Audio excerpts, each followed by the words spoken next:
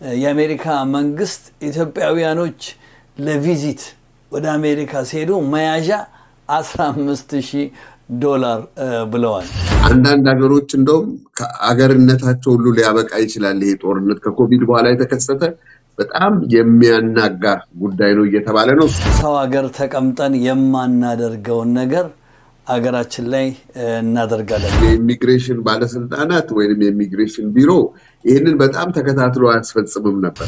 ሚዲያዎች ይሄንን በሰፊው መዘገብ ማስተዋወቅ ነበረባቸው። ብዙ ሚሊዮን ኢትዮጵያውያን አሉ። በነገራችን ላይ ዱባይ ብዙ ኢትዮጵያ አለ። ዱባይ የሚባል ቦታ ላይ ብዙ ኩዌትም ብዙ ኢትዮጵያውያን አሉ። ሳውዲ አረቢያ ብዙ ኢትዮጵያውያን አሉ። ኦማን፣ ኳታር ብዙ ኢትዮጵያውያን አሉ። ለስራ ለትምህርት ዝግጁ የሚያደርግ አገልግሎት ነው። በአይነቱ ለየት ያለ ነው። ሌሎች ሀገር ተወላጆች እርስ በርሳቸው በጣም ይረዳዳሉ።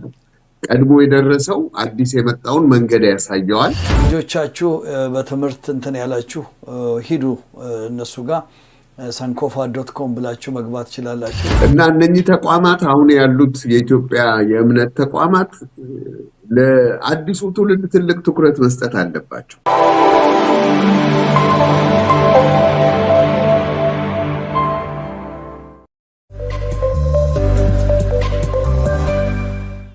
ሰላም ጤና ይስጥልኝ። በያላችሁበት የአክብሮት ሰላምታችን ይድረሳችሁ። ይህ የብርሃን ቴሌቪዥን እንግዳችን የተሰኘው ሳምንታዊ ዝግጅት ነው። በያላችሁበት እንዴት ናችሁ? ሰላም ናችሁ ወይ? በዛሬው ዝግጅታችን የተለያየ ርዕሰ ጉዳዮችን ይዘን እንቀርባለን። ስለ ብርሃን ቴሌቪዥን ማስታወቂያም እንግዲህ ከመናገሬ በፊት ብርሃኑን ገብቶ ሰላም እንዲል ወደ ብርሃኑ አሳልፋቸዋለሁ። ብሬ እንዴት ነው? ጤና ይስጥልኝ ዳጊ፣ እንደምን ሰነበታችሁ? የብርሃን ቴሌቪዥን ተከታታዮች ሳምንታዊ ያው ፕሮግራማችንን እንጀምራለን። እንግዳችን ፕሮግራም ነው። በተለያየ ጉዳይ ላይ ከዳጊ ጋር እንነጋገራለን። ዳግማዊ ታሪኮ ቶሮንቶ። አረ ዳጊ በእናትህ ብርዱ እንዴት ነው ቻልከው? እንደው በጣም የሰሞኑ ማለት ብቻ ነው ብርዱ። እንግዲህ አሁን ይሄ ማርች ወር የተለያየ አይነት የአየር ጸባይ የምናይበት ነው። አንዳንድ ቀን እስከ +15 16 ድረስ የሞቀበት ሁኔታ አለ። በንጋታው እንደዛ ካየር በኋላ ደግሞ እስከ -20 የወረደበት ሁኔታ አለ። ዝናብ አይተናል። እንግዲህ ደግሞ ዝናብ መሰል በረዶዎችንም አይተናል። በረዶንም አይስ ሬኖችን አይተናል። አሁን ዛሬ ደህና ነው፣ +2 ያሳያል። ግን በረዶ ሁሉ ሊመጣ እንደሚችል እየተናገሩ ነውና እንደ ጅዋጅዌ የጅዋጅዌ ወር ይሉታል። የአየር ጅዋጅዌ ያለበት ወር ነው እና እንደዚህ አይነት ነገሮችን እንመለከታለን አየር ጸባይ በተያያዘ ማለት ነው።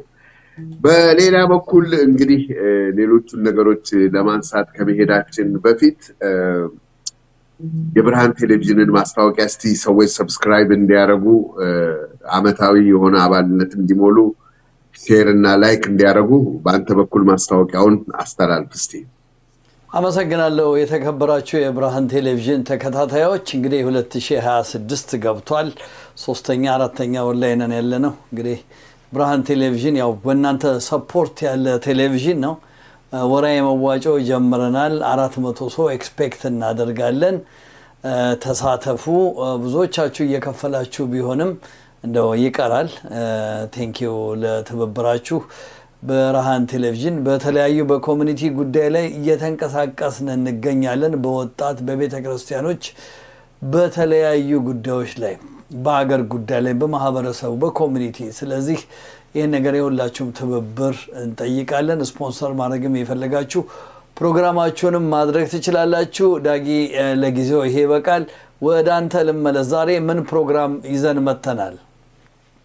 እንግዲህ በዛሬው ዝግጅታችን በዛ ያሉ ጉዳዮችን ይዘን እንመጣለን። በዚህ በካናዳ፣ በሰሜን አሜሪካ፣ በመላው ዓለም ያሉ ከማህበረሰባችን ተያያዥነት ያላቸውን ጉዳዮች ይዘን እንመጣለን። ቀዳሚ የምናደርገው የቪዛ ጉዳይ ነው። ወደ ኢትዮጵያ ገብተው የቪዛ ቀናቸው ስለሚያልፍ ትውልደ ኢትዮጵያውያን እሱ ላይ የምንለው አለ። ሳንኮፋ ስለተሰኘው እዚህ ቶሮንቶ ስለሚገኝ በሜንተርሺፕ ላይ የተሰማራ በጣም ትልቅ ስራዎችን እየተሰራ ስላለ ተቋም የምንላችሁ ነገር አለ። በዚህ በመካከለኛው ምስራቅ ከተነሳው ጦርነት የተነሳ እየደረሱ ስላሉ ሁኔታዎች በተለይ የነዳጅ ሁኔታ እንቃኛለን። የቡና ዋጋ መውረድን፣ የወርቅ ዋጋ መውረድን፣ ምን ሊከሰት ይችላል? አንዳንድ ሀገሮች እንደውም ከአገርነታቸው ሁሉ ሊያበቃ ይችላል ይሄ ጦርነት ከኮቪድ በኋላ የተከሰተ በጣም የሚያናጋ ጉዳይ ነው እየተባለ ነው። እሱን እንመለስበታለን። በዚህ በቶሮንቶና አካባቢው እንግዲህ የተለያዩ የእምነት ተቋማት ግዢዎች አሉ። አሁን ይሄንን በተመለከተም የምንለው ነገር ይኖራል። እንግዲህ ከዚህ መሸጋገሪያ በኋላ ተመልሰን እንመጣለን።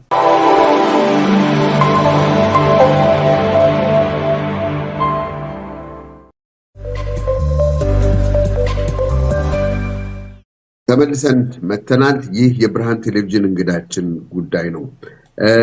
የቪዛ ጉዳይ የመጀመሪያ ጉዳያችን ይሆናል። ሰዎች ወደ ኢትዮጵያ ሲገቡ ትውልደ ኢትዮጵያን ወደ ኢትዮጵያ ሲገቡ ሌላም ሰው ወደ ኢትዮጵያ ሲገባ እንግዲህ የሚሰጠው ቪዛ ይኖራል። የቀኑ ርዝመት የተለያየ ነው። ያንን ቪዛ ከፍሎ ቆይታ ያደርጋል። ያ ቪዛ በሚያልቅበት ጊዜ እንግዲህ ያው በየትኛውም በዓለም አቀፍ ደረጃ ያለ አሰራር ነው። ቪዛው በሚያልቅበት ጊዜ ያው ቪዛው መታደስ አለበት። በቅርብ ጊዜ እየሰማን እንደመጣ ነው እንግዲህ ብዙ ትውልደ ኢትዮጵያውያን ኢትዮጵያ ከሄዱና ቪዛቸው ካለቀ በኋላ ለብዙ ጊዜ የቆዩ ሰዎች አሉ። አንዳንዶቹ የካናዳ ወይ የአሜሪካ ኦር የአውስትራሊያ ዜግነት ይኖራቸውና ልጆች ወይም ቤተሰቦች ያለ ቪዛቸው ካለቀ በኋላ ዝም ብለው ኢትዮጵያ ለአመታት የሚቀመጡበት ሁኔታ አለና እንደው በዝቅተኛ ግምት በቀን $30 ብናሰላው ብዙ ሺህ ዶላሮች ይመጣል። በዚህም የብዙ አመት ታስሎ ተሰንቶ እንዲከፍሉ የተጠየቁና ከፍተኛ ሮሮ ያሰሙ ሰዎች ነበሩ። እንግዲህ ከዚህ የተነሳ እስካሁን በነበረው ጊዜ የኢሚግሬሽን ባለስልጣናት ወይንም የኢሚግሬሽን ቢሮ ይህንን በጣም ተከታትሎ አያስፈጽምም ነበር። አሁን ግን በዚህ ጉዳይ ላይ ጠንካራ አቋም ወስደዋል። ትክክል ነው። መብትና ግዴታዎች አሉ የትም ሀገር ቢሄድ። ግን ለተገልጋዮቹ እንግዳ ነበር የሆነባቸው ለብዙ ሰዎች እና ብዙ ምስቅልቅል የተፈጠረበት ሁኔታ ነው። በኋላ ላይ ግን አሁን ከ18 ዓመት በታች ለሆኑት የዚህ ዕዳ ላለባቸው ዕዳቸው እንዲሰረዝ፣ 18 ዓመት በላይ ለሆኑት ግማሹን እንዲከፍሉ ለዚህም የቀን ገደብ ተቀምጦ ኢሚግሬሽን ይሄንን በተመለከተ ኢትዮጵያ ኢሚግሬሽን ይሄንን ነገር አውጥቷልና ጥንቃቄ እንዲደረግ ለማሳሰብ ነው። በዚህ ላይ የምትጨምረው ነገር ካለ ብሬ? አመሰግናለሁ። እንግዲህ ተመልካቾቻችን አሁን በዚህ አጋጣሚ ስለ ቪዛ በምንነጋገርበት ጊዜ ቪዛ ህግ ነው። እዚህ ሀገር ሰው ሀገር ተቀምጠን የማናደርገውን ነገር አገራችን ላይ እናደርጋለን። ኢቭን የውጭ ዜግነት ከወሰድን በኋላ ኢትዮጵያ ከገባን በአሁኑ ሰዓት እንደሰማሁት ሰሞኑን $33 ነው በቀን። 33 የካናዳ ዶላር አይደለም፣ የአሜሪካ ዩኤስ ዶላር ነው። እንደው ይሄንን አስረግጬ ለመናገር ያህል ትላንትና አንድ ዜና ላይ አንብቤ ነበረ። የአሜሪካ መንግስት ኢትዮጵያውያኖች ለቪዚት ወደ አሜሪካ ሲሄዱ መያዣ $15,000 ብለዋል። እንግዲህ ተመልከቱ፣ የሀገሩ ህግ ተመልከቱ። ይሄ የትራምፕ አድሚኒስትሬሽን እንትን ያለው ነው። ኢትዮጵያ ውስጥ ደግሞ ትልቅ ችግር ነው ብዬ የምለው ሚዲያዎች ይህንን በሰፊው መዘገብ ማስተዋወቅ ነበረባቸው። አንዳንዴ ለአንዳንድ ሰው ዱብዳ ነው ማንበብ። ብዙ ጊዜ ያው ማህበረሰቡ እንደዚያ ነገር ገብቶ ስለማያይ ይሄንን ነገር በዜና መልክ መነገር ነበረበት እና ያንን ስል የኢትዮጵያ መንግስት በተለይ ረጅም ሰዓት የተቀመጡ ህገወጥ ነው። ለምሳሌ ካናዳ፣ አሜሪካ ማክሲመም 6 ወር ነው የሚፈቀድልህ፣ መውጣት አለብህ። ካናዳ መተም እንደዛው ነው። ስለዚህ ኢትዮጵያም እንደ ሀገር ይሄን ነገር ማድረጓ ቅር አይለኝም። ግን ማህበረሰቡን ግን ማስታወቂያ እዚህ ለምሳሌ አሁን እዚህ ጋር የትራፊክ ላይት አለ ከተባለ ከወር ከ2 ወር በፊት እዛ ጋር ይለጠፋል፣ ማስታወቂያ ይለጠፋል። ተጠንቀቁ ያነሳቸዋል እንደዚህ አይነት ነገር መደረግ ነበረበት አንዳንዴም ዱብዳ ነው ለአንዳንድ ሰው በተለይ በቀን $33 አስቡ ከኢትዮጵያ ለመውጣት እስር ቤት ልኮ ተገባለህ ማትከፍል ከሆነ it's not easy ስለዚህ ይሄንን ዳጊ በጣም በወር ስናስበው $1000 አካባቢ ነው በአመት $12000 ምንድነው ሰዎች ሲነሳ የሰማውት የውጭ ዜጋ ይሆኑና ለምሳሌ ኢትዮጵያን ትውልደ ኢትዮጵያን ሆነው የውጭ ዜጋ ይሆኑና ልጆች ምናምን አሁን 5 ልጆች ቢሆኑ በአንድ ልጅ 10,000 ብር አንድ አመት እንግዲህ ያለ ቪዛ እዛ አስተቀመጥ አንተ እንዳልከው ይሄ በሚገባ መተዋወቅ አለበት ሁለተኛ አሁን እኮ በቴክስት ሜሴጅ ቪዛቸው ሲያልቅ ቪዛ አልቋል ብለ ቴክስት ማድረግ ትችላለህ ኢሜል ሊደረግ ይችላል አይቻልም እንዴ ብሬ እኮ በጣም ቀላል መንገድ እኮ ነው በቴሌቪዥኑና በተለያየ እንትን መነገር ነበር ዌብሳይት ላይ መጻፍ አለበት ይሄ ነገር ራሱ እኔና አንተ አሁን ቅርብ ቀን ነው የምንሰማው እንዴ አይነት ነገር የለም ስንገባ $50 ነው 100 ምናምን ከካናዳ ስንሄድ ከፍለን እንገባለን ለአንድ ወር ማለት ነው ለሁለት ወር ይቀጥላል እናቃለን ግን አንዳንድ ሰው በተለያዩ ምክንያቶች ወይ በአጋጣሚ ዘመድ አርፎበት ሚቀራል በአጋጣሚ ደግሞ ካናዳ ደብሮትም እዛም ይቀራል እና ግን ስቲል የሰው ሀገር ዜጋ ነውና ማህበረሰቡንም ያው እኔና አንተ እዚሁ ስንናገር እያሳሰብን ነው ማህበረሰቡ እንዲጠነቀቅ እያደረግን ስለሆነ ምንም ችግር የለውም ግን መንግስትም ደግሞ አንዳንድ ጊዜ የይቅርታ እንትን መኖር አለበት የሰውየው ይቅርታው ተሰጥቷል አው አንተ ባነሳው እንደውም ትንሽ ትኩረት መስጠት ያለብን ይሄ የአሜሪካው የቪዛ ጉዳይ አስደንጋጭም ነው አሁን የተጨመረችው ኢትዮጵያ ከሌሎች 8 ወይ 7 ሀገሮች ጋር የተጨመረችው አሁን ነው በፊት ወደ 30 ምናምን ሀገራት ነበሩ መጀመሪያ $15000 ማስቀመጥ አለበት በቪዚትና በሌላ አንድ ሁለት ካታጎሪ ውስጥ ያሉ የአሜሪካን ቪዛ የሚሰጣቸው ሰዎች ይሄንን ደግሞ እንትን ማድረግ ራሱ ለቪዛ ዋስትና አይደለም ይላል እዛው ወረቀቱ ላይ ደግሞና $15000 ለምንድን ነው ተብለው ሲጠየቁ ሰውየው እዛን እንዳይቆይ ወይንም እንዳይቀር ነው ያችን ለማስመለስ ሲል ተመልሶ ይመጣል ተመልሶ ሲመጣ ነው የሚለቀቅለት ገንዘቡ አሁን እንደው አንዳንድ ጊዜ እንደዚህ ሲባል ዳጊ በጣም የሚያሳስበኝና የሚያሳዝነኝ ነገር አለ እነዚህ ዌስተርኖች አገራችንን መተው በጥብጠው ሊደርሺፑ በደንብ እንዳይሰራ አድርገው ካደረጉ በኋላ እንድትሰደድ ያደርጓል ልክ እኔና አንተም የዛ አንተነን የሰው ሀገር ላይ ምንቀመጥበት በማይነስ 30 40 በበረዶ ምንበላበት ሀገር ነው ምን የመሰለ ሀገር አለችን አይ ቲንክ ይሄ ነገር የሆነው መስራት ስላቃተንና መግባባት ስላቃተን ነው እንጂ አሜሪካኖች ነበሩ $15000 ከፍለው ኢትዮጵያ ማየት የነበረባቸው ደግሞ ለትራምፕ እንዳትነግሩትና እንዳታስቀይሙኝ ዳኪ እሺ ይሄን ጉዳይ ነው ይቀጥል ይሄን ጉዳይ በዚህ እንቋጨውና እንግዲህ ጥንቃቄዎቹ እንዲወሰዱ ወደ አሜሪካ ለመምጣት የምታስቡ ሰዎች $15000 ዲፖዚትድ እንደሚሆን ይሄንን ደግሞ በነገራችን ላይ ካናዳ የሰማው ነገር አለ የለም የሰማውት ነገር የለም ያው በየትኛውም ሀገር አሁን ባለው የዓለም ሁኔታ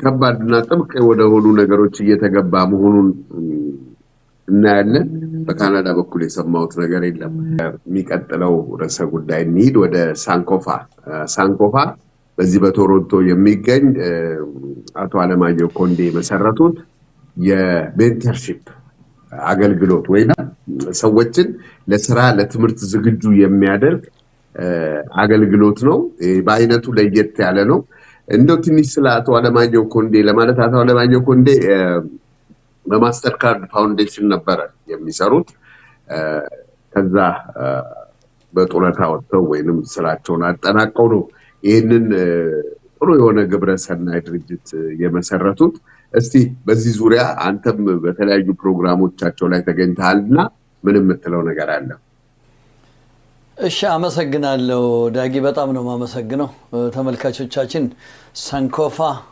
ሜንተርሺፕ ሀብ ተብሎ የተቋቋመ ድርጅት ነው በጣም የሚገርማችሁና የሚደንቃችሁ ነገር በተለይ በአሁኑ ሰዓት አንድ ፕሮፌሽን ይዘው ግራ ተጋብተው ላሉ እዚህ ሀገር ለተወለዱ ከኢትዮጵያ ለመጡ እነ ዶክተር ኢንጂነር እነ ሃይቴክ ቴክኖሎጂ ተማሪዎች በሙሉ ቢግ ትልቅ አድቫይስ የሚያደርግ ድርጅት ነው እንደውም ያ ከመጀመሩ በፊት አቶ አለማየሁ ክንዴ ከ400 ምናምን ሰው በላይ ሰርቭ አድርገዋል ውጤቱንም አይተን እንደ ብርሃን ቴሌቪዥን ሙሉ ሰፖርት እያደረግንላቸው ነው ምክንያቱም ለምሳሌ የሆነ ትምህርት መረቅና ሊደብርህ ይችላል ወይ ስራ አታገኝበትም ስለዚህ ራስህን ከምትጎዳ እንደዚህ አይነት እንትን ጋር ሄደህ አብረህ በመተባበር እርዳታ የሚያደርጉ ስለሆኑ ለዛ ነው ይሄንን ነገር አሁን ዛሬ ወደዚህ ያመጣሁት እንግዲህ እዚህ 180 ሜል ስትሬት ላይ ሜንና ዳንፎርዝ አካባቢ ወደ ኢስት ወደ ሳውት ሳይድ ላይ ያለ እንትነው ሄዳችሁ በይበልጥ መመካከር ትችላላችሁ በሁሉም ቋንቋ ነው የሚያስተናግዷችሁ እንግዲህ ኢንተረስቲንግ ነው ሌሎች ኢትዮጵያኖች ወይ ደግሞ ኤርትራውያኖች ብቻ ሳይሆንም ሌሎች አፍሪካውያኖችም እየተገለገሉበት ይገኛል እኛ ግን እንደ ኢትዮጵያዊ ለኮሚኒቲያችን ስለምናስብ እዚህ ቤተሰቦች ልጆቻችሁ በትምህርት እንትን ያላችሁ ሂዱ እነሱ ጋር sankofa.com ብላችሁ መግባት ትችላላችሁ sankofa ዌብሳይት አለው ስልክም መደወል ትችላላችሁ እኔም ጋር ብትደውሉ ደግሞ ሰጣችኋለሁ እዚህ ጋር ስልኩን ለጥፈዋለሁ ይሄን ላለው sankofa በጣም ኢንተረስቲንግ ነው ዌብሳይት ገብታችሁ ሬጂስተር አድርጋችሁ ማንኛውንም ነገር መወያየት እንደምትችሉ ያው ሰሞኑን በተደጋጋሚ ሄጄ ቃለ መጠየቅ አድርጌያለሁ ማስታወቂያዎችንም እያደረኩላቸው ነው አመሰግናለሁ አሁን ትንሽ ልጨምርና እዚህ አገር እንግዲህ እዚህ በካናዳ አንድ ሰው ምን ታውቃለህ ሳይሆን ማንን ታውቃለህ የትኛውን ተቋም ታውቃለህ ምን ኔትወርክ አለ የሚለው ነገር በጣም ወሳኝ ነው እና መንገድ የሚመራ ሰው ያስፈልጋል በሌሎች ሀገሮች ዜጎች ላይ እንደምናየው የሌሎች ሀገር ተወላጆች እርስ በርሳቸው በጣም ይረዳዳሉ ቀድሞ የደረሰው አዲስ የመጣውን መንገድ ያሳየዋል በዚህ በኩል ብትሰማራ ይሄንን በትምህርት ላይ ይሄንን ብትጨምር እንዲህ አይነት ነገሮችን ብትማር እንዲህ አይነት የሙያ እንትኖችን ለምሳሌ አንድ ኢንጂነር የሆነ ሰው ምን ተጨማሪ ነገር ያስፈልገዋል የካናዳ ሲስተም ውስጥ ለመግባት አንድ አካውንታንት ምን ያስፈልገዋል አንድ ፋርማሲስት ምን ያስፈልገዋል በካናዳ ሪኮግናይዝ የሆነ ወረቀት እንዲኖረው የሚሉትና ሌሎች ጉዳዮች ሜንተር ይደረጋሉ ከዚህ በፊት ያለፉበት ሰዎች ሌሎችን መተው ሜንተር ያደርጋሉ ይሄ ሜንተርሺፕ ከስራ አንፃር ብቻ አይደለም ከህይወት እንግዲህ ከኬሪየር ምርጫ ከተለያዩ ነገሮች ሊሆን ይችላል ከትምህርት ምርጫ ሊሆን ይችላል እነዚህ ነገሮች ያካተተ ነውና ለማህበረሰባችን በጣም አስፈላጊ ነው እዚህ ታች ላይ እንደው ለመጨመር ያህል ከብዙ ድርጅቶች ጋር ነው እየሰሩ ያሉት sankofa እንደውም በሚቀጥለው ወር ውስጥ ለምሳሌ የኢትዮ ካን ዘ ብሪጅ ኦልሶ የቀን ፕሮግራም አዘጋጅቷል ማስታወቂያዎችና ዜናዎች ሰርተናል እዛ ላይ እንድትሳተፉ ልጆቻችሁን ይዛችሁ በጣም ኢንተረስቲንግ ነው ኢትዮ ካን ዘ ብሪጅ ደግሞ እንዲሁ በሜንታል ሄልዝ ላይ የሚሰራ ነው እዚህ ሀገር በጣም የተለያዩ የሜንታል ችግሮች አሉ ኢትዮጵያም አሉ ሁሉ ቦታ አለ ግን ያንን ነገር እንትን ለማለት ለማጥፋትም ብቻ ሳይሆን እንደው ለመረዳዳት እንደዚህ አይነት ድርጅቶች ወሳይ ኢትዮ ካን ዘ ብሪጅ በሰሞኑ በብርሃን ቴሌቪዥን ዜና ላይ አቅርበነዋል ፕሮግራም አላቸው ተሳተፉ 192 ስፓዳይና ላይ እሱንም ማስታወቂያ ለጥፍላችኋለሁ ግን sankofa ሜንተርሺፕ ሀብ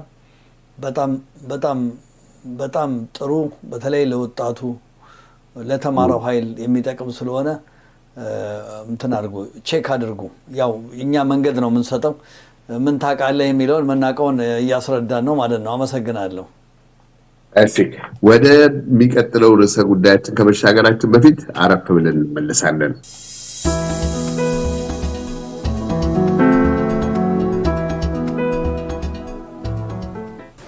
Are you a young person trying to figure out your next move? Or a young parent who needs real support, not just advice? We have built something for you.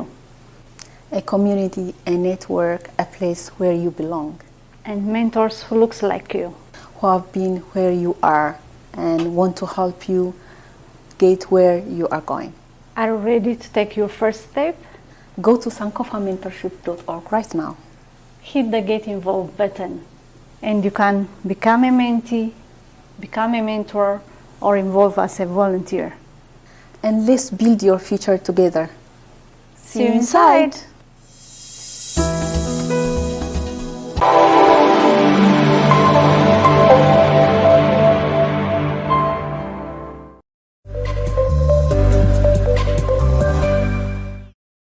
ተመልሰን መተናል። ይህ የብርሃን ቴሌቪዥን እንግዳችን ዝግጅት ነው። እንግዲህ ብሬና መላው ተከታታዮቻችን እንደምታውቁት በመካከለኛው ምስራቅ በኢራን አሜሪካና እስራኤል መሃል የተጀመረው ጦርነት ወደ 3ኛ ሳምንቱ ገብቷል። ጦርነቱ ሲጀመር በቀናት ውስጥ እንደሚጠናቀቅ ነበር የተገለጸው። ጦርነቱንም የጀመሩትና ያካሄዱት ሰዎችም አሁን ማጠቃለያው መቼ እንዴት ሊሆን እንደሚችል በቂ መረጃ ያላቸው አይመስልም። ጦርነቱ እንደቀጠለ ነው። ጦርነቱ በኢራን በአሜሪካና በእስራኤል መካከል መሆኑ እንዳለ ሆኖ ኢራን ያለችበት ቦታ የተለያዩ ሀገሮች ሳውዲ አረቢያ፣ ኳታር፣ ኦማን፣ ባህሬን፣ ዩናይትድ አረብ ኤሚሬት እነኚህ በሙሉ ያሉባቸው የገልፍ ሀገራት የሚባሉት ያሉበት አካባቢ ነው። ይሄ ደግሞ የዓለማችን የነዳጅና የፈሳሽ ጋዝ ምርት ምንጭ ነውና ይሄ በዚህ አካባቢ ያለው የባህር መጓጓዣ መስመር መዘጋት ከፍተኛ የሆነ ኢኮኖሚያዊ ቀውስ በዓለማችን ላይ እያመጣ ነው። ከዚህ አካባቢ የሚወጣው ነዳጅ ለህንድ፣ ለቻይና፣ ለኮሪያ ዋነኛ የኃይል ምንጭ ነው። ኢትዮጵያም ለመሰሉ ሀገሮች ይሄ ጉዳይ ገልፍና ቀይ ባህር የተያያዙ አካባቢዎች በመሆናቸው ያለው የጸጥታ ስጋት በአካባቢው ያለውን ትልልፍና ኢኮኖሚያዊ ሁኔታ ከፍተኛ በሆነ መንገድ እያተራመሰው ይገኛል። ዛሬ እንዳነበብኩት ከኮቪድ በኋላ በዓለም ኢኮኖሚ ላይ የመጣ እጅግ ከፍተኛ ቀውስ ነው። በተለይ በዚህ ሁኔታ የሚቀጥል ከሆነ ተጨማሪ 4-5 ሳምንታት በእንዲህ አይነት ሁኔታ የምንሄድ ከሆነ የዓለም ኢኮኖሚ በከፍተኛ ሁኔታ ይናጋል። እንደውም እንደ አንዳንድ ባለሙያዎች ገለጻ አንዳንድ ሀገሮች ሰርቫይቭ ማድረግ መቻላቸው ራሱ ጥያቄ ውስጥ ይገባል። ምክንያቱም ነዳጅ የብዙ ነገሮች ማንቀሳቀሻ ነው።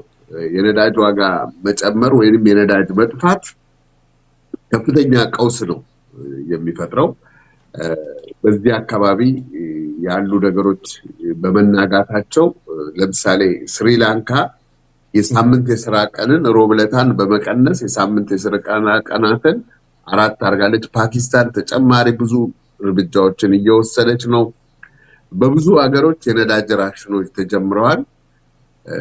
ይህንን የመሰለ ሁኔታ ነው የምናየው። በተያያዘ ደግሞ በዓለም ገበያ ላይ የወርቅ ዋጋ ቀንሷል፣ የቡና ዋጋ እየወረደ ነው። ይሄ ራሱ በኢትዮጵያ ላይ የሚፈጥረው ከፍተኛ ጫና ይኖራል።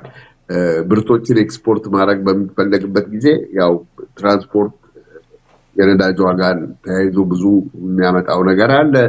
ከዛ አካባቢው ደግሞ በተፈጠረው የሰላም መናጋት በጅቡቲ ወደብ በምንጠቀምበት አካባቢ ያለው የሰላም መናጋት በዓለም ላይ ያለውን የትራንስፖርት ዋጋ እንዲጨምር ያደርጋል። ምክንያቱም የኢንሹራንስ ዋጋ በከፍተኛ ሁኔታ እየጨመረ ስለሚገኝ ነው። ስለዚህ ይሄ ጦርነት መጨረሻው መቼ እንደሆነ አይታወቅም።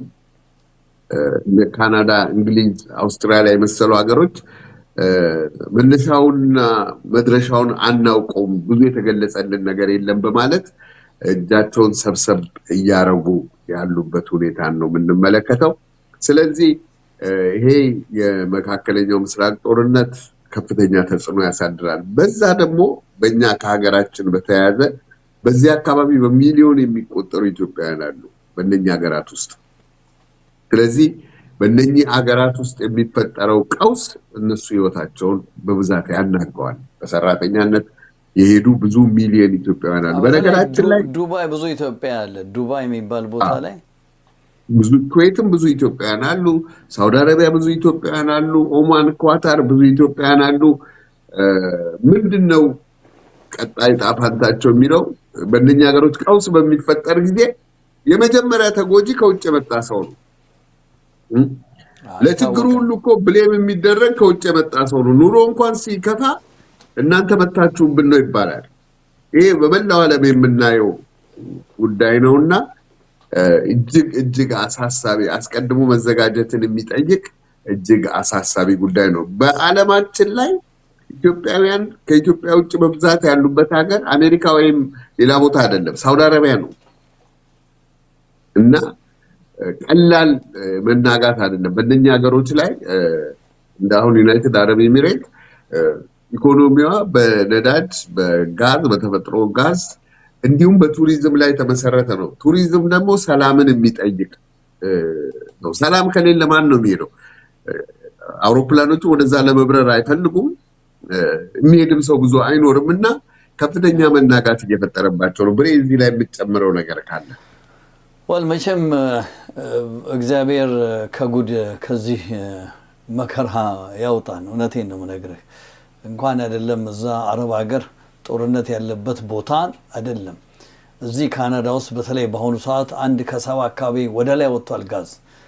እንደምታውቀው በማንኛውም የሰርቪስ ስራ የለም። ሬስቶራንቶች ባዶ ናቸው፣ ሆቴሎች ባዶ ናቸው።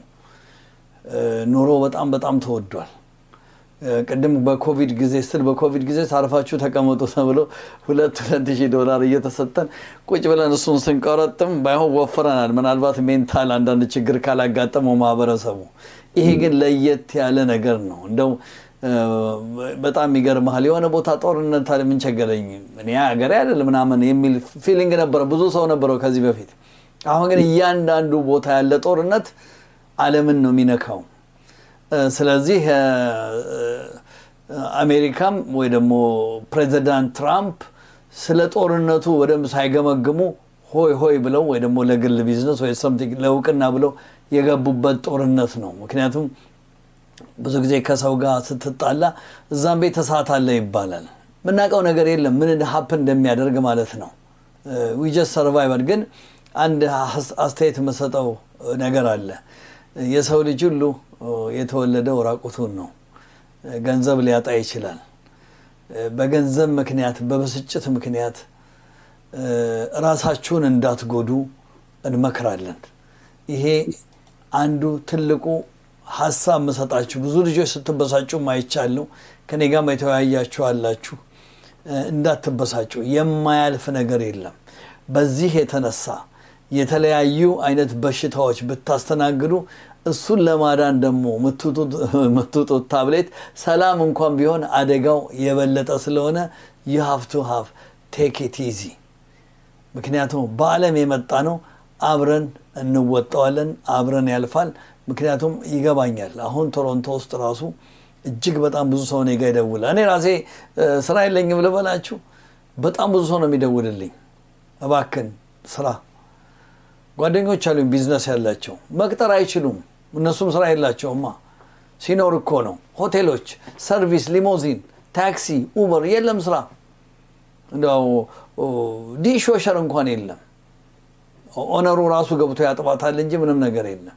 እና ትንሽ ተረጋጉ እላለሁ። አይዟችሁ፣ ያው በየሃይማኖታችሁ ጸልዩ። አመሰግናለሁ ዳጊ። ይሄ በጣም አሳሳቢ የኑሮ ቀውስ ነው። አንተ እንዳልከው የማያልፍ ነገር የለም። ከመጣ ሁኔታ ራስን ማስማማት እውነታውን መቀበል ነው። ነገ ደግሞ ምን ይዞ እንደሚመጣ እናት ብዙ በጎ ነገሮችም ሊመጡ ይችላሉ ነገ ላይ እና ጠንካራ መሆን ግድ ይላል። ሌላው በጣም መመልከት ያለብን ነገር ከኛ ደግሞ በበለጠ አሳሳቢ ሁኔታ ውስጥ ያሉ ሰዎች አሉ። ስለዚህ እኛ ያለንን ነገር አፕሪሼት አድርገን ለውጥ ለማምጣት መሄድ ነው። ከዛ የከፋ ሁኔታ ውስጥም ያሉ ብዙ ሰዎች አሉና ይህንን ግምት ውስጥ ማስገባት አለብን። በኢትዮጵያ ሁኔታ እንዳልከው በቂ ዝግጅት ሊኖር ይገባል። ምክንያቱም የሚመጣውን ጫና ልናውቀው አንችልም። በጣም ከባድ የሆነ ሁኔታ ነው። የትራንስፖርት ዋጋ መጨመር፣ አካባቢው ቀይ ባህር አካባቢ ይሄ ፍጥጫ፣ ለምሳሌ አሜሪካ የጦር ሰፈሮች ጅቡቲ ላይ አሉ። ኢራን የአሜሪካ የጦር ሰፈሮችን ጅቡቲ ላይ ብትመታ ምን ሊፈጠር እንደሚችል እንግዲህ መገመት አይከብድም። በዚህ ደግሞ በቀይ ባህር ዳርቻ የየመን ሁቲ አማጽያን አሉ። እነሱ የቀይ ባህርን ላይ ትልቅ ሀቦክ ነው የሚፈጥሩት፣ ትልቅ መናጋት ነው እና የሚፈጥሩት።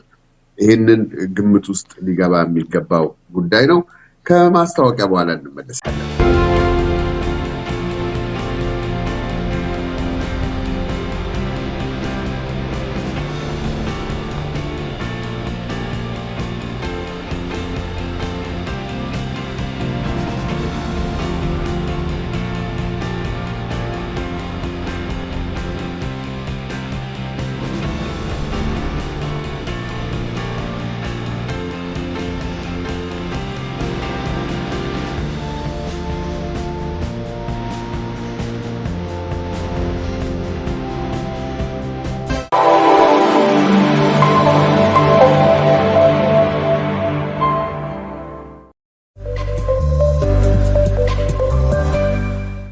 ተመልሰን መተናል። ይህ ብርሃን ቴሌቪዥን እንግዳችን ዝግጅት ነው። እንግዲህ ብሬ ከኔ ይበልጥ አንተ በብዛት እንደምታውቀው በዚህ በቶሮንቶ በዛ ያሉ የእምነት ተቋማት አሉ። አሁን ጥሩ መነቃቃት ይታያል። የራሳቸው ተከራይቶ ከመገልገል የራስ ቤት እንዲኖር ከዚህ በፊትም የራሳቸው የማምለኪያ ስፍራ የነበራቸው ወደ ተሻለና ጥሩ ወደሆነ የመቀየር ሁኔታዎች ይታያሉ። ለምሳሌ እኔ የሚሄድበት የኢትዮጵያ ወንጌላዊት ቤተክርስቲያን በቶሮንቶ 2275 ማርካም መንገድ ላይ ላለፉት 7-8 ዓመታት የራሷ የሆነ ህንፃ ነበራት። አሁን ደግሞ ሌላ በጣም የተሻለና ጥሩ ማዕከላዊ ቦታ የሆነ 555 ኤልዝቤር ላይ የራሷን አዲስ ትልቅ ኮምፕሌክስ ገዝታ ጨርሳለች። እንግዲህ እግዚአብሔር ይመስገን። ስለዚህ እንኳን ደስ ያላችሁ። ኧረ እንኳን ደስ ያላችሁ። ያው እንግዲህ የምረቃው ጊዜ እንደ ብርሃን ቴሌቪዥን እንገኛለን፣ ዜና እንዘግባለን እንጂ። አዎ ፓስተር ኤፍሬም እና ሳሚ ሳምሶን ጸጋዬን እንኳን ደስ ያላችሁ። ሌሎቻችሁም ሁላችሁም በተለይ ምክንያቱም የወንጌላዊት ቤተክርስቲያን በዚህ በካናዳ ረጅም ዓመት የቆየ ነው። እዚህ ሀገር ከመጣው በቀን ጀምሮ ማቀው ቤተክርስቲያን ነው። በጣም ደስ የሚሉ አስተማሪዎች ያሉበት ነው። ቬሪ ፍሬንድሊ ናቸው። ከብርሃን ቴሌቪዥን ላይ ጋርም ሆነን በቅርብ በተለያዩ ጉዳዮች ጋር እንመካከራለን፣ እንሰራለን። እንኳን ደስ ያላችሁ። ያው ገዝታችሁት ነው አይደለ? በጣም ደስ ይላል። እንደው ልቀጥልና እኔ ዳጊ የኢትዮጵያ ኦርቶዶክስ ተዋሕዶ ቤተክርስቲያን በተለይ ባለፉት ጊዜያቶች በጣም የሚገርምህና የሚደንቅ ነገር እጅግ በጣም ብዙ ኮሚኒቲው ደብል አይደለም፣ በጣም ብዙ ኢትዮጵያን መጥቷል። እጅግ በጣም ብዙ። እኔ ኦርቶዶክስ እንደዚህ ብዙ ነው ብዬም አስቤም አላውቅ። አሁን እኔ የመሄድበት ቅድስተ ማርያም ካቴድራል ቶሮንቶ መረጋገጫ የለም፣ በጣም ብዙ ነው እና ወደ ታች ደግሞ ወደ ኢስት አካባቢ በሁለተኛ ደረጃ እየመራ የነበረው ትልቁ ቤተክርስቲያናችን አቡነ ተክለ ሃይማኖት ቤተክርስቲያን እነሱም ቤት ለመግዛት በመሯሯጥ ላይ ይገኛሉ። እንግዲህ ማህበረሰቡ ሰፖርት ጥሩ ነገር ነው። ጥሩ ቤተክርስቲያን በቤተክርስቲያንነቱ ሲያገለግል ማህበረሰቡ ደግሞ እንዴት እንደሚጠቀምበት ቤተክርስቲያን አይ ቲንክ እንደው ይቅርታ አድርግልኝና ካለ ላይ ከመሰጥ ከሌላ ላይ ስትሰጥ ትባረካለህ የሚል ነገር አለ እና ሁሉም ሰው እንዲሳተፍ እንዚህ ሚሲሳጋ ደግሞ እንዲሁም ማርያም ቤተክርስቲያን ሞልቶ ማህበረሰቡ ስለበዛ ቅዱስ ሚካኤል ቤተክርስቲያንም ጀምረዋል ፈንድሬዚንግ ትንሽ ግን ያው እውነት ለመናገር ቤተክርስቲያኖቹም በበዙ ቁጥር ማህበረሰቡ ሁሉ ቦታ መሆን እያቃተው እንደመጣ የተለያዩ ሰዎች ይነግሩኛል ገብርኤል ቤተክርስቲያንም በዚህ በኢስት አካባቢ ያለው አባታችን ስለሺ ያሉበትና ሌላም ገብርኤል አለ እና ሰው ካለው ላይ እንዲሰጥ እንጋብዛለን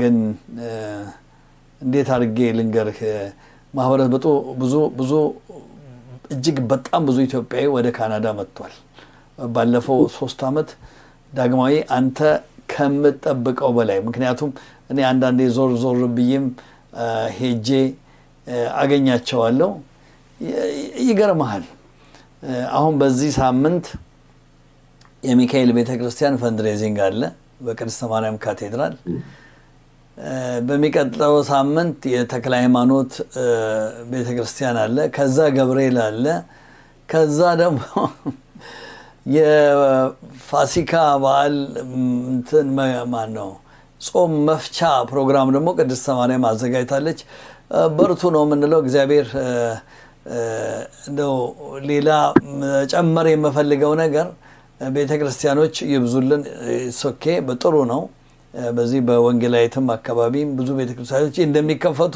ሰማለው ጥሩ ነው ግን በተለይ ወጣቱና ሜንታልስና ልጆች ጉዳይ ላይ መሰራት አለበት ላለው ዳግማዊ በሱ ጉዳይ ላይ የምትናገረው ካለ ወደ አንተ ልዙር እንግዲህ አሁን አንተ እንደጠቀስከው እዚህ ከተማ ለምሳሌ ቶሮንቶ ከተማ መላው ካናዳ ሞንትሪያልንም አይቻለው ከብዙ መቶ ዓመታት በፊት የተሰሩ ቤተክርስቲያኖች በእነኚህ ኢሚግሬት አድርገው ወደ ካናዳ በመጡ አባቶች የተሰሩ ቤተክርስቲያኖች አሁን ባዶ ናቸው ሙዚየም ናቸው አሁን የሞንትሪያሎቹ ምን አይነት ውብ የሆኑ ካቴድራሎች ናቸው አሁን ቱሪስት ገንዘብ እየከፈለ እኛም ገንዘብ እየከፈልን የምናያቸው ቤቶች ሆነዋል ምንድነው የተፈጠረው ብለን ስንጠይቅ በፊት የነበሩት አባቶች ለሚቀጥለው ትውልድ ማሳለፍ አልቻሉም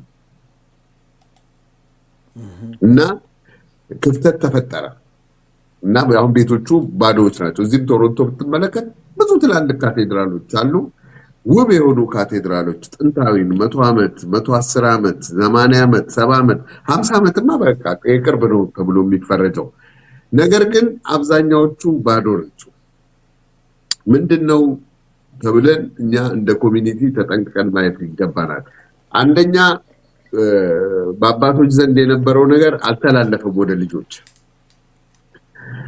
እና እነኚህ ተቋማት አሁን ያሉት የኢትዮጵያ የእምነት ተቋማት ለአዲሱ ትውልድ ትልቅ ትኩረት መስጠት አለባቸው እና የአዲሱ ትውልድ ፍላጎት ምንድነው ችግር ምንድነው እጥረት ምንድነው ክፍተት ምንድነው ተብሎ በከፍተኛ ሁኔታ ትኩረት ሊሰጠው ይገባል ቅድስተ ማርያም ካቴድራል አያለው በእንግሊዘኛ እነኚህ ልጆች አገልግሎት ለመስጠት የተለያዩ ነገሮችን ትምህርቶችን ለመስጠት በጣም ጥሩ ነው እንዲህ አይነት ነገሮች በጣም ያስፈልጉናል በእኛም በወንጌላውያን አብያተ ክርስቲያን የወጣቶች የራሳቸው የሆነ ጊዜ የራሳቸው የሆነ አካሄድ ለብዙ አመታት የቀጠላለ እንደውም አሁን ከኢትዮጵያውያን አልፈው የተለያየ ሀገር ዜጋ ወጣቶችን ይዘው በራሳቸው ወደ መቆም እየተሻገሩ ነው ይሄ በጣም የሚያበረታታ ነውና እንዲህ አይነት ነገሮች ይታሰብባቸው ሁለተኛ እሺ ቀጥልና ከዛ መለሳለሁ እኔ ሁለተኛ ቤተክርስቲያን ከአምልኮ ስፍራነት በተጨማሪ ሌላው አምልኮ ብዙ ተግባራትን ማከናወን የድጋፍ መስጫ ቦታዎች የማስተማሪያ ማዕከላት የሲኒየር ሆምስ የተለያዩ ነገሮች እንደዚያውን ቅድም እንዳልነው የቱቶሪያል የሚሰጥባቸው ሜንተርሺፕ የሚካሄድባቸው ኮሚኒቲው የሚሰበሰባቸው ለኛ ኮሚኒቲም ብቻ አይደለም ደግሞ አለፍ ብለውም ለሌላ ኮሚኒቲ የሚሰጥባቸው ሆሊስቲክ የሆነ ሙሉ የሆነ አገልግሎት የሚሰጥባቸው ተቋሞች ወደ መሆን መሸጋገር አለባቸው። እንደዛ በመሆን ነው ኮሚኒቲውን ልትይዘው የሚገባ። የራሳቸው ሼልተር ያላቸው የራሳቸው የተለያዩ ማዕከላት ያላቸው የራሳቸው የምክር አገልግሎትን የሚሰጡ ከሜንታል ሄልዝ በተያያዘ ከኢሚግሬሽን በተያያዘ ከልጆች አስተዳደግ በተያያዘ ከሲኒየርስ በተያያዘ እና ይሄ ኢንተርሚንግል ማድረግ አለበት። የኢትዮጵያ ኮሚኒቲ ከሚሰራው ስራ ጋር እንዲህ መጣመርና አብሮ መያያዝ ያለበት ነው። ይሄንንም እናየው አሁን እዚህ ሀገር ባለ የጁዊሽ ኮሚኒቲ ብትመለከት በጣም የሄደ ነው ያላቸው ሴንተሮች አስገራሚ ናቸው። የማይሰሩት ስራ የለም። ከራሳቸው ኮሚኒቲ አልፈው ማህበረሰቡን ይዘው የመንግስትን ሰፖርት እየተጠቀሙ ፈንድ እያገኙ ብዙ ይንቀሳቀሳሉ፣ ይሰራሉ፣ የስራ ዕድል ሁሉ ይፈጥራሉ እና ይሄን ለማለት ነው። እሺ ብሬ ነው አመሰግናለሁ። እንደው ቀደም ሳላመሰግን እንዳላልፍዬ ነው። በተለይ በቅድስተ ማርያም ካቴድራል ከዚህ በፊት ተቋርጦ የነበረውን የዶክተር ቀሲስ መብራቱ 40 ልጆች እያስተማሩ ነው። ማታ ላይ አዲስ በሳምንት አንድ ጊዜ የተጀመረ ነው። ይሄ ነገር በተክለ ሃይማኖትም ቤተክርስቲያን አለ። ወጣቶች ተሰብስበው የመጽሐፍ ቅዱስ ትምህርት አብሮ የመሆንን ኢትዮጵያዊነትን የዜግነት እንትናቸውን ቤተክርስቲያን አባቶች እንደዚህ ሲያደርጉ እጅግ በጣም የሚያስመሰግን ነው። አሁን የዶክተር ቀሲስ መብራቱ በቅድስተ ማርያም ካቴድራል ተጀምሯል። ልጆቻችሁን አሳትፉ፣ ሁላችሁም ሄዳችሁ እንድትሳተፉ አልፎ አልፎም እኛም እየመጣን እናዳምጣለን። በተለይ ወጣቱ ትውልድ እንዲተባበር ነው። አመሰግናለሁ። ይሄንን እላለሁ። አው እግረ መንገዴን ላንሳና እኔ አሁን ቅድስተ ማርያም ካቴድራል ምናልባት እስካሁን ብዙ ሰው ጠይቅ ያለው ብዙ ሐሳብ ያቀረበልኝ ሰው የለም፣ ግን በጣም ውብ ነው ህንጻው ራሱ። በሰሜን አሜሪካ እንደዚህ ውብ ሆኖ የተሰራ ኢትዮጵያ ኦርቶዶክስ ቤተክርስቲያን ያለ አይመስለኝም። በጣም ውብ ነው። አንተ ለምን ነው መተማት ጎበኘው? ልጋብዛ ጎብኝቻለሁ ማለት ከውጭ አይቻለሁ። ብዙ ፎቶዎቹን አንስቻለሁ። በጣም ውብ ነው። ይሄ በጣም ዳጊ ትጋበዛለህ። ስፔሻል ገስት አድርገን እንጋብዛለን። እናንተ ጋር አዲስ ስለሚከብ ሞቅ እንደዛ አድርገን ከውስጥ ሆነን ቀርጸን እንግዲህ ውጩን ሳየው በጣም ያስደምመኛል ሁሉ ጊዜ። በቃ ትልቅ አርኪቴክቸራል የሆነ ቫልዩ ውበት በጣም ይገርማል። በጣም ብዙ ሚሊዮን ዶላር ነው የወጣበት። እንደገና አርኪቴክት የሚሰራው አይ ሪሜምበር ከኢትዮጵያ ሁሉ መጥቷል። ከኢትዮጵያ ልክ እንደ ኢትዮጵያ እንደ ታሪካዊ ቤተክርስቲያን ተደርጎ የተሰራ ነው። መቼም አባቶችን ሳመሰግን ለየት አድርጌ ግን ሊቀ ካህናት ምሳሌ እንግዳን እንደው በጣም ነው ማመሰግነው። ጎበዝ አባት ናቸው። እሺ እንግዲህ ይሄንን ብለናል።